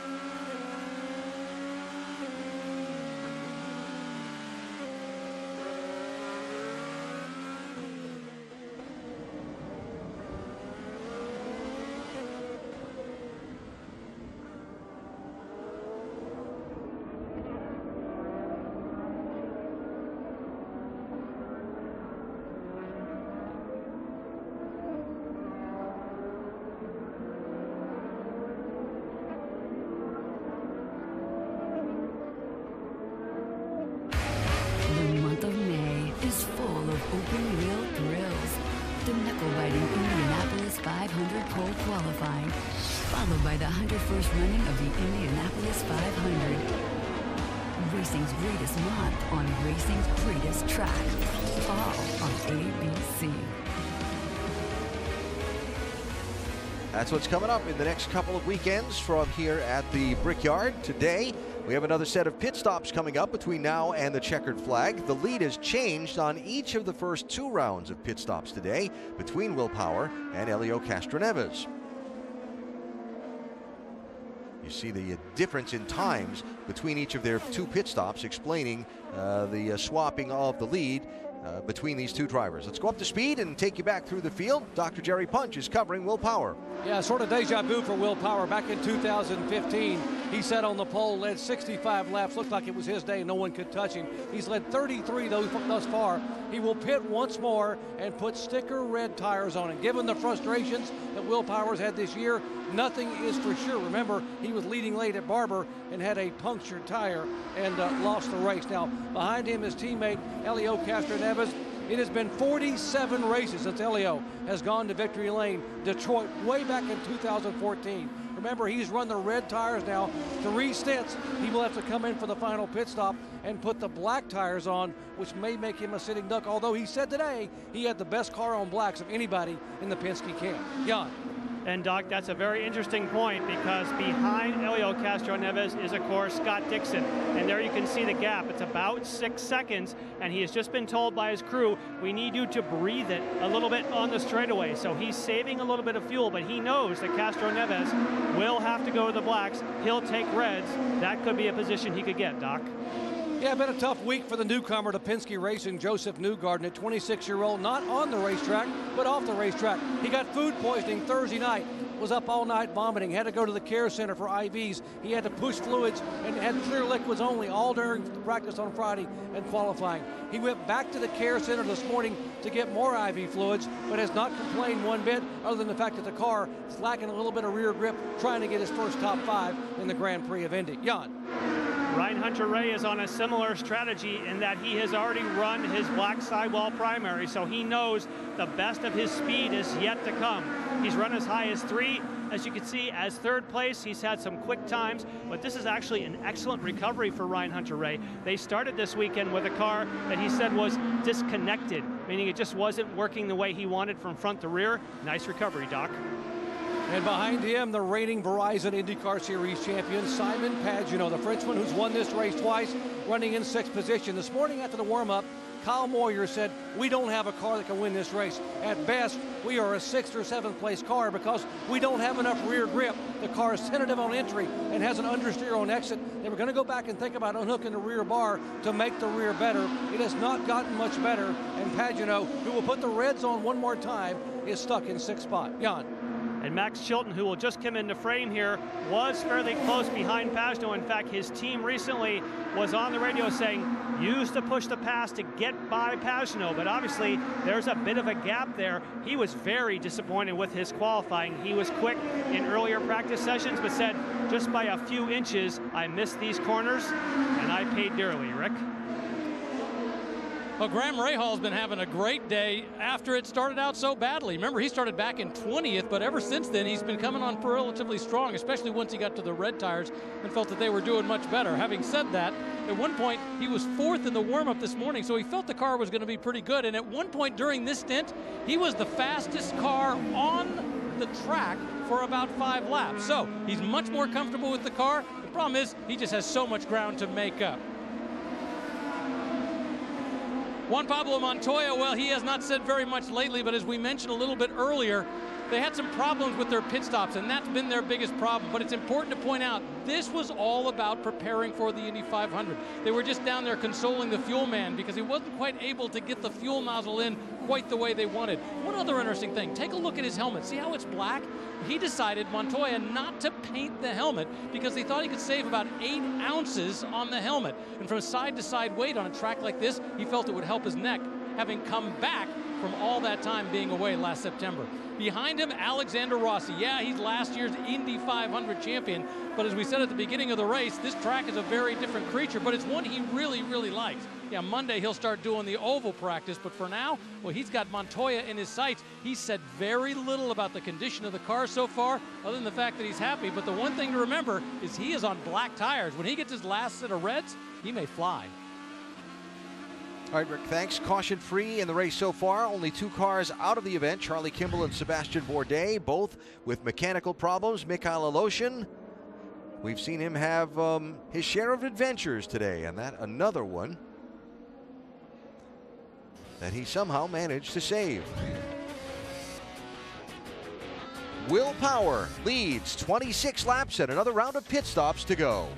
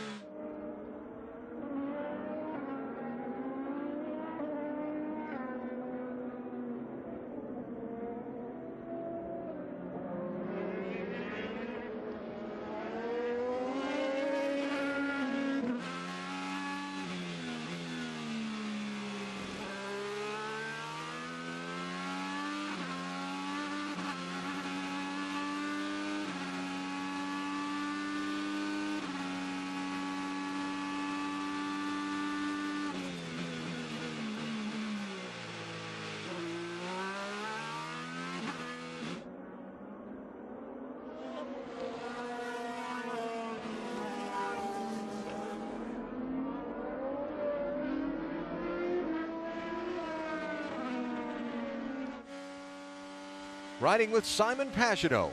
And a reminder to download IndyCar Mobile to access exclusive live in-car cameras, hear driver and pit crew chatter, and more only on Verizon. Pagenaud, the winner of this race a year ago, the reigning Verizon IndyCar Series champion, running back in 6th position. So Will Power leads Helio Castroneves. 1.5 seconds is the gap between the two. Remember, we talked about Scott Dixon being 13 seconds back a little while ago. Scott Dixon is now just 6 seconds behind the race leader. And he has not run his red stickers yet, so he's got a little bit of speed left in that. When he gets that close, when a driver can get that close, you can actually see the cars that are ahead of you, and I think that will give him a little bit more oomph. But I would not exclude Dixon as being a possible runner for the win here. Our ESPN race strategist, computer, the analytics and the engineering numbers that the race teams use, that we also have our own of this year, projecting when these front runners will stop. We've had a discussion already of what they'll do tire-wise based on what they've done already in the race and what some must do, like Castroneves. So it's going to be interesting to see. And there is Dixon closing back in. So was he saving fuel earlier in the run and he's on it now? Are the other guys who were on it earlier in the run now saving some fuel? These are the little things that are going on within these team strategies. And in the end, that leave you to speculate. And you can speculate right to the end, because at the end, everybody puts their cards on the table. But Dixon is stuck in a little bit of traffic right now, and he's lost almost 7/10 this lap. On the car directly behind him, Joseph Newgarden's been doing a terrific job, because we've already had documented that he's not feeling well. You see the light flashing on the top of Joseph's car, the push to pass, so he used it for a moment just to get very close to the backside of Dixon. And what he's trying to accomplish there, well, there he goes, coming into the pit lane a little closer so that if their pit stop can be faster, maybe he can leapfrog ahead of Scott Dixon in the pit lane. Let's watch. And this is where a team makes all the difference, getting that fuel and tires on quickly. Newgarden, Hunter Ray also in with Dixon. And we go to Jan. This will be the final stop for Scott Dixon, and yes, indeed, he has a sticker set of reds here. This needs to be quick, and they've had ultra-quick stops thus far. We're not expecting any changes, but they want to get every last bit of fuel. 7.1 seconds, Doc. Joseph Newgarden, sticker red tires, no changes whatsoever, topped it off in fuel, and he will dodge traffic trying to head out down pit road. Well, that's Connor Daly, who was leaving the pits as well. Rick? And Juan Pablo Montoya brings the car in. Remember, they had a problem with the fuel last time, and they reminded him, watch the clutch pulling out. Remember, even though he's raced a lot, he hasn't been doing this in anger for the last 6 months or so. James Hinchcliffe in. Jan? For James, he actually was able to stretch this a little bit longer. Remember, he was early on the sequence early on, and now he's been able to save some fuel and get back on sequence with the others. Back on sequence, Doc. And Will Power will come down for his final pit stop of the day and put on the sticker reds. It should have the most grip, and he should be very comfortable and maybe have the most speed. Brings it to a stop. Got to be a flawless stop. Remember, they had a problem on pit road at St. Pete when they ran over a hose and got a drive-through penalty. Can't have any mistakes. Waiting on fuel.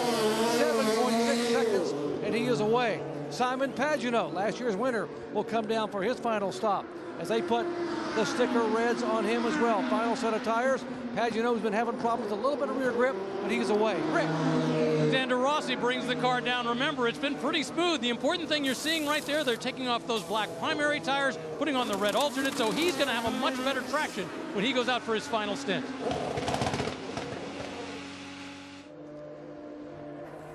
Joseph Newgarden, you saw as we watched him exit the pits, him kind of pull up alongside Connor Daly, exceeded the pit lane speed limit.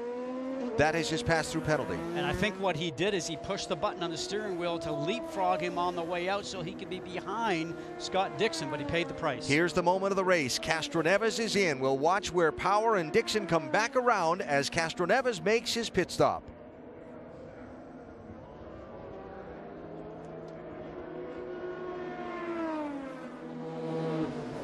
Final stop for Elio Castroneves, and here is the strategy call. Now the scuffed black tires will go on, the reds go off. Can Elio hang on with these tires on? They're slower, but remember, he was the only Penske driver that said he had decent speed on the blacks this morning in the warm-up. And there goes Will Power. Castroneves trying to come out of the pit lane, get up to speed. It looks like he will in front of Scott Dixon, and so he'll hang on to second place for now. And those first corners are so difficult when you have cold tires. And this is a harder compound than he's been used to. He has to get them up to temperature as quickly as he can. You can see the green lights flashing again, push to pass. He's trying to make up some time. Doesn't want to get past from the guy that's behind because he's on warm tires. He wants a clear track ahead of him so he can start chasing down Will Power. It's going to be a big ask. Well, especially with those softer tires. Yep, now, yep. Graham Rahal is the leader. He hasn't stopped yet. Now he comes onto the pit lane right here, so that'll cycle the lead back around to Will Power. By the way, Joseph Newgarden got a second pass-through penalty because he exceeded the speed limit when he came in for his penalty for exceeding the speed limit. I got a feeling he'll be having a private interview with Mr. Penske. There you go, Rick. The goal here, according to the strategist Ricardo Knoll a moment ago, just make it nice and smooth. Get it in, get it out. One of the keys was staying out a little bit longer so they could have a little bit more clear track. That was their hope. We'll see what happens when he gets out and whether he has that clear traffic. So the cycle of what should be the final pit stops is done, and Will Power has a 5-second lead on Elio Castroneves. Power, who's had so many difficulties so far this season, has it all going his way so far at the Brickyard.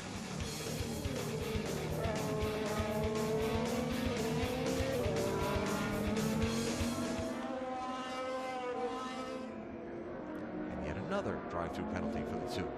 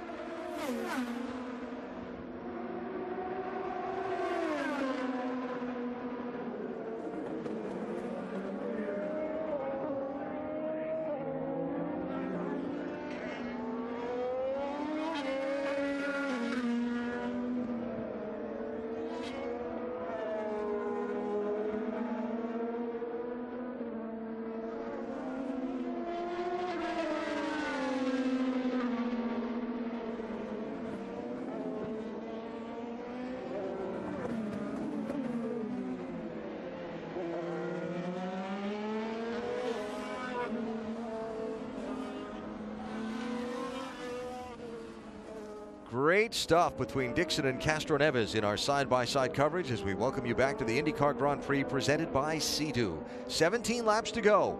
Will Power out in front by now 7 seconds as Dixon and Castroneves went at it for that runner-up position. Ryan Hunter-Reay fourth, Simon Pagenaud fifth next weekend. It's qualifications for the Indianapolis 500-mile race, both days, Saturday and Sunday, here on ABC, with additional coverage on Watch ESPN. So now both drivers, Power and Dixon, can just go as fast as they want. They can. The difference is Power's got an almost 8-second lead. Well, this is racing. Anything can happen. That's Traffic. true. Caution could still come out, though not likely, but it could. Power would be a very deserving winner today. Boy, does he had such a hard season. The hard luck award of the season or what? Had a great run going at St. Petersburg. Had a problem on a pit stop, ran over an air wrench, got a penalty, then had a problem on his car mechanically in the last laps where they were having a fuel pump failure and had to slow and eventually get parked in the final laps of the race. The Barber race in Alabama in late April was dominating. He was leading the race in the late laps, and the engineers began to see on the data in the pits that he was losing air pressure, and they had to call him to pit road from the lead with indeed what was a punctured tire. Got a good solid finish at Phoenix a week ago, or the last race ago I should say. Started second, finished second, and has come here today, Doc, and aside of getting shuffled out of the lead by the strategy on the first set of pit stops, has not put a wheel wrong yet. He has not at all, Alan, and as you chronicled all the gremlins he's battled this year, a year ago if that had happened to Will Power, as you watch this battle here with Joseph Newgarden, a year ago if that would have happened to Will Power, he would have been over the top frustrated. But people say that he changed on December 21st this year when his son, Bo William, was born. He said he embraced the role of being a father. Suddenly he grew understanding and patience. And in years past he would have been angry and upset. Now he's understanding. He has perspective. He says, I'm going to embrace today and think it'll be better tomorrow. And guess what? Today at the racetrack was one of those better tomorrows he was hoping for. He's on his way to victory if he can hang on for 15 more laps. That's great stuff. And what you can add to that is he is the fastest driver in IndyCar with his Penske when it comes to qualifying. We watched him in qualifying the other day, Alan. It was extraordinary. Will Power told me that the perspective that changed for him was this. He used to need everything to be perfect, and he had to be relentless in his pursuit of perfection. And he said needing perfection was causing anxiety. And he's learned how to relax his approach, which is helping him overcome some of the things that aren't perfect and enjoy more the process of trying to win the race. And that really helps. Yes. When you try to win the Indianapolis 500, which is a goal that is within his reach this year. He's got a very healthy lead, just under 7 seconds over Scott Dixon with 14 laps to go. And Power, despite all of that hard luck that we've talked about that he's had in this season, after his runner-up finish at Phoenix, rose all the way up to 7th in the Verizon IndyCar Series Championship. So someone to look at contending, particularly when you think about the points that are available in the Indianapolis 500 and the next couple of weeks through qualifications, the double points in the 500. He's got an opportunity to put himself right back in the championship conversation with a good, solid next couple of weeks. And he's off to a perfect start.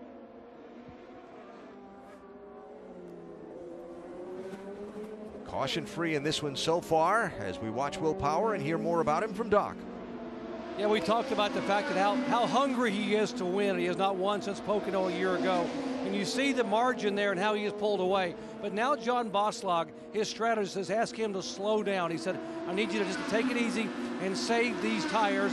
In case we get a late yellow, we may need these tires to hold off Scott Dixon. So we got to be thinking about the big picture. So they're trying to pull in the yoke a little bit on Will Power. Maybe hard to do, though, if you're a race car driver and you're that close to a win at Indy. You always have to be thinking of the what-ifs when you're the strategist on the box. So Power off onto the short chute on oval turns 1 and 2. Now corners 13 and 14 and back up onto the front straightaway. Going the opposite direction they'll be going on Monday when practice begins on the oval for the Indianapolis 500-mile race.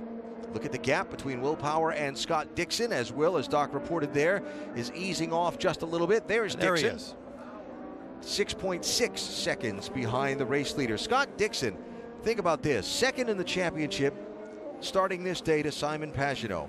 results this season, 3rd, 4th, 2nd, and 5th, with a team that changed manufacturers over the winter from Chevrolet to Honda, had to learn all of the data and adapt it to their car and their program.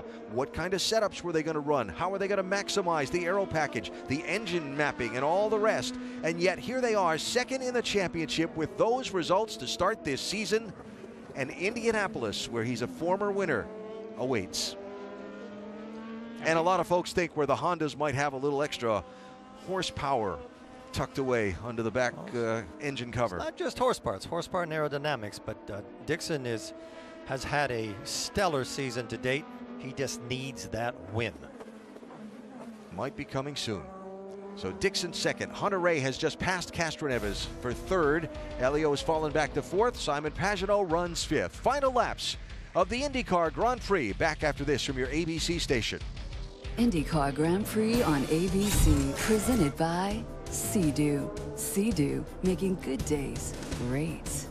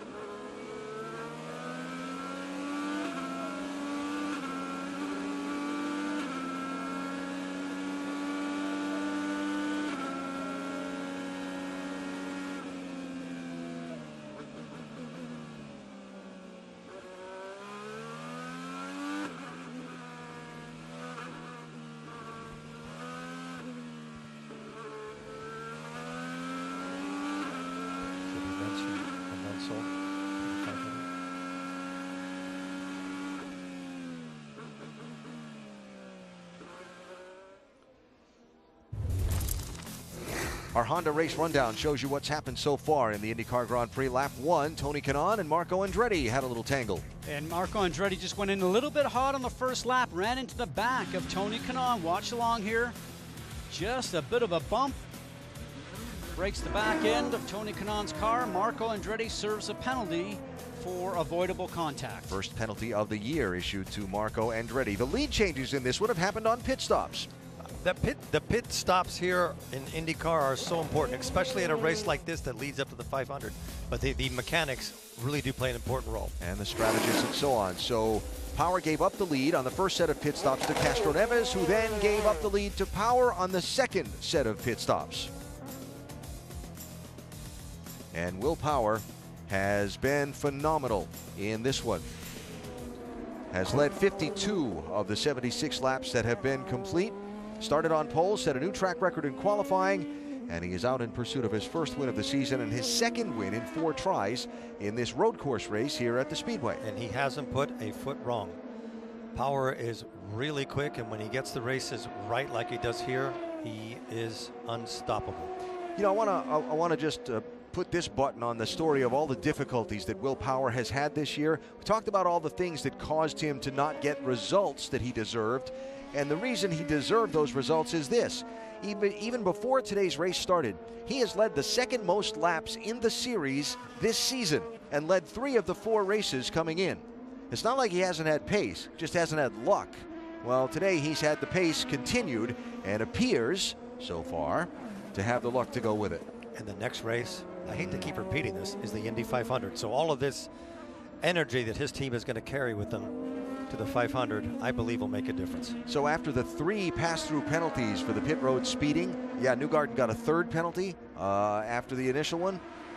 What here he for? is back here speeding on pit road on his pass-through penalty. So 3 of those. 3 penalties. One, the penalty initially for the speeding, and then on the next pass-through he sped, and then on the next pass-through he sped.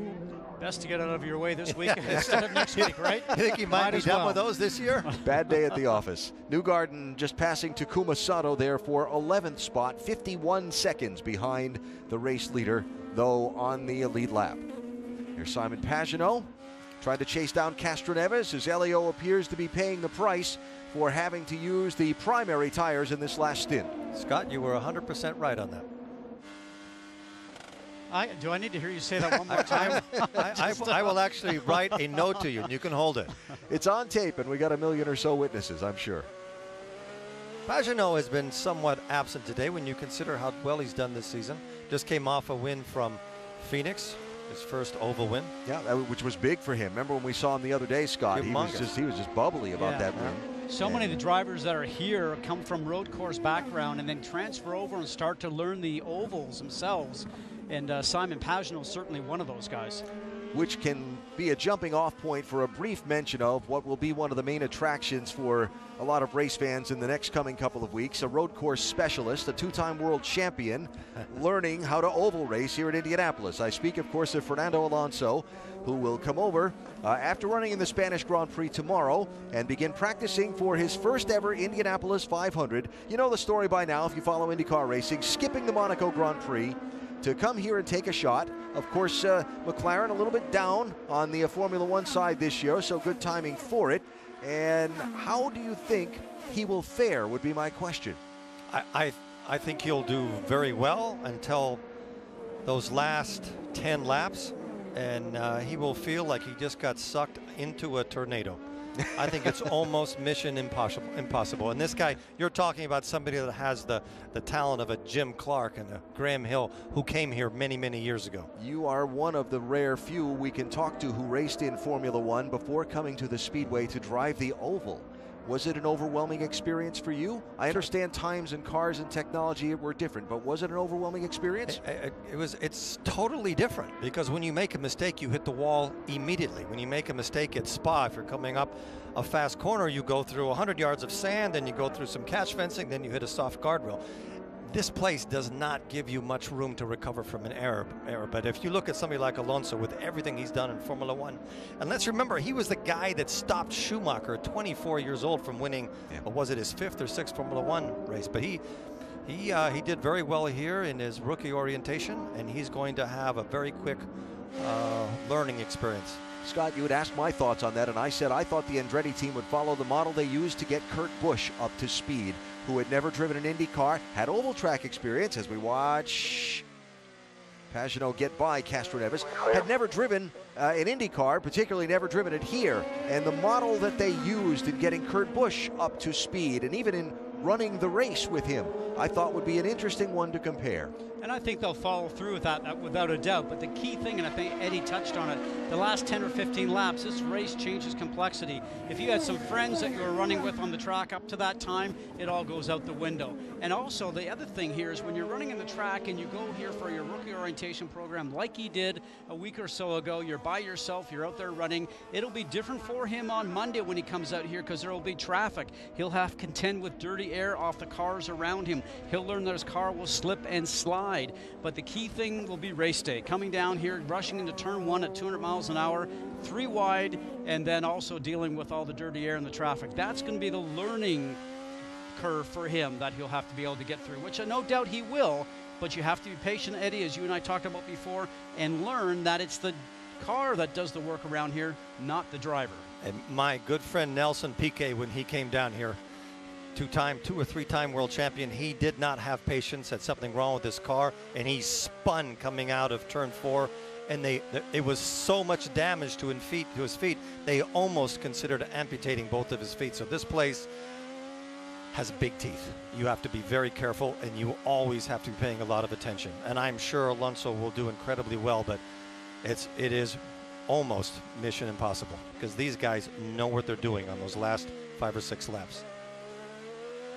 So down to the final few laps of the IndyCar Grand Prix, and Will Power continues to hold a 4.7 second lead over Scott Dixon. Dixon has used up all but 28 seconds of his push to pass time, though Power still has 48 seconds left. So there you go here, bud. There you go. he has that in the bank and 3 more laps to complete to score the victory. 29 career wins for Will Power in the Verizon IndyCar Series. He won his 47th career pole yesterday in qualifying. Think about those numbers. What an accomplished career for the native of Down Under. Came over here, and when he first started racing in former Atlantic cars, he was a teammate to Simon Pagenaud for the Walker Racing team. So those guys were teammates previous to getting into Indy cars. Remember, they had many run-ins throughout the years of driving on different teams. And then when Simon Pagenaud was announced that he was going to join Team Penske, where Will Power already was, we sort of wondered how it would work out. But I guess Team Penske, and Roger in particular, has a way to make sure that everybody gets along. Yes, it's his way. And what a way it's been. This is their 3rd win that they've had here, Alan, on this track? Of the 4 races? For Penske, yes. For Penske, yes. On this track. 2 to go. White flag next time for Will Power. Just looking back through the running order while we follow the leader around. Really nice run for Ryan Hunter-Reay today. He sits in 3rd position after starting back in 8th. Talking about building momentum toward the 500. There's a former winner of the race who's going to come in with some momentum after a solid drive today. A frustrating season so far after a good opener at St. Pete for Hunter-Reay. Results have been harder to come by. Some mechanical gremlins and electrical gremlins for the Andretti team. Difficulties in handling at Phoenix in the last race, but a really nice momentum-building drive for Hunter-Reay today. And finally, a good result for Rahal, who's now running in 6th. It's good to see him back on pace. Graham Rahal, who started off back in the pack in 20th place, running in 6th place as we work our way around toward the final lap of this race. Max Chilton 7th. Alexander Rossi 8th, Spencer Pigot 9th after the great run in the opening laps to pick up some spots. And now the white flag in the final lap here at Indianapolis.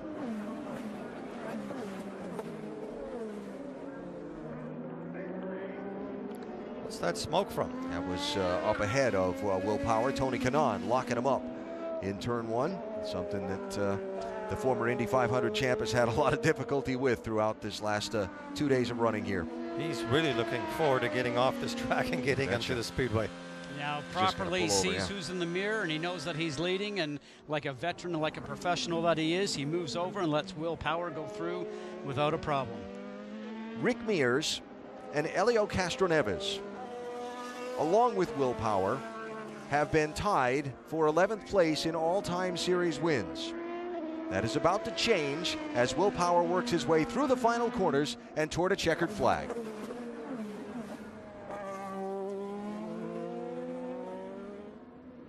His 2nd win on the road course in Indianapolis, his 1st win of this season, and victory number 30 of his career. Checkered flag at the Brickyard to Penske Racing and Will Power. Dude, nice work. Oh, great job, guys. Great job. Great plotting. Very good effort all around. Thank you, guys. Really spotty, man. Final margin of victory, 5.2 seconds for Power over Scott Dixon. Hunter-Reay, Pagenaud, Castroneves will round out the top 5 in a caution-free race on the Indianapolis Motor Speedway road course. Yes, they got through turn 1, lap 1 cleanly this year. 4th time was the charm. Dominating drive for Will Power, led 61 of 85 laps on the day. We'll hear from him and the other podium finishers when we come back to the Indianapolis Motor Speedway.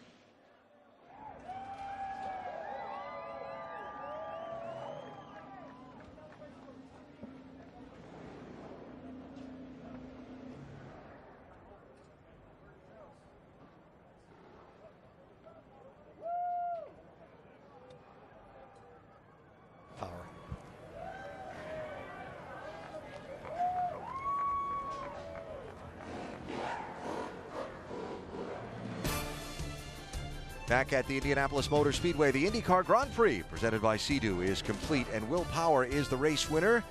New podium victory lane set up for this road course race this year. You see some of the fans able to get right up close to the cars and drivers who've just completed the race. Scott Dixon, Ryan Hunter-Reay out of their cars already, and now here comes your winner, Will Power.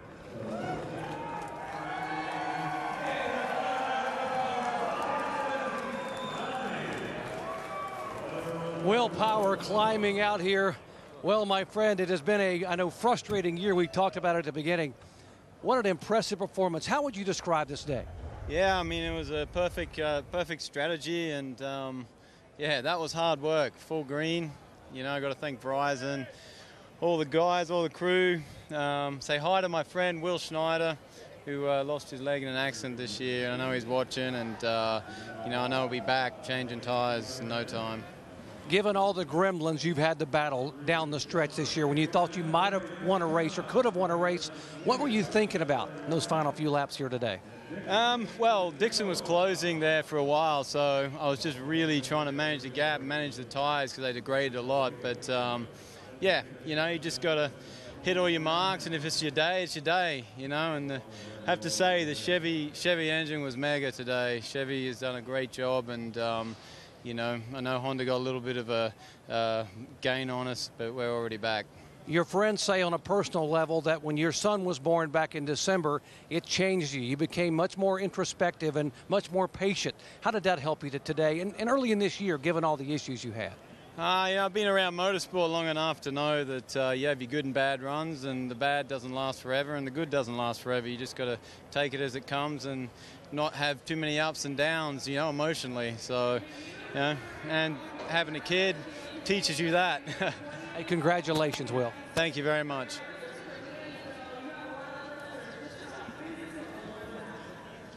Will Power with the win today, and the first trophy in the month of May goes his way. The winning strategist is with Rick DeBrule. Well, we got to talk to John Boslaw because he's the guy that figures out the strategy. Although John kept saying you need to talk to everybody else on this crew, and we know what it means for Will, but what does it mean for the rest of these guys going into the Indy 500 to get that win that had eluded you this year? It's a lot of momentum. It's great for Will. Good confidence booster for him. You know, these guys, from the very beginning, there's been no quit in Will or the team. And, you know, every day we show up, we're ready to go. Everybody's focused. And, you know, we can't thank Matt Johnson, the crew chief, Dave Faustino, the engineer, and Robbie Atkinson. You know, it does the fuel. It's a committee deal, and it's a total team effort. And everybody back at the shop, we got, you know, upwards of 90 people here for this 5-car effort. And we're all working together. And anytime you can, you know, beat the captain, which that was pretty cool. Well, go congratulate and celebrate with your crew. You're the last guy up here in the pit box. Go have some fun. That's great. Thanks. Won't meet a more modest guy than John, but he's part of that Penske operation and a key part as the team manager that makes it happen for all of the captain's cars. Will Power, strategy directed by John, has gone to victory lane today on the road course at the Brickyard.